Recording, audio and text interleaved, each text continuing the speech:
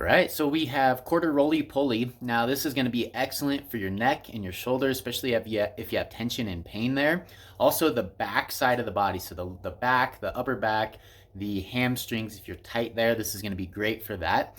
And then in terms of nervous system, it's amazing for the vestibular and the proprioceptive system. So in essence, basically what that means is that it helps to build the map of the nervous system, which will support other body parts in loosening and opening up as well.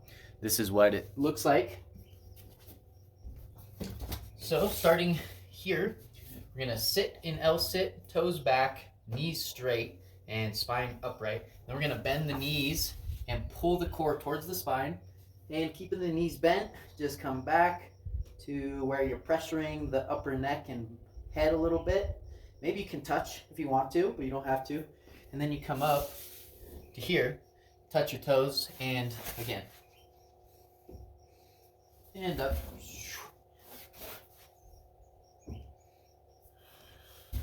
And touch.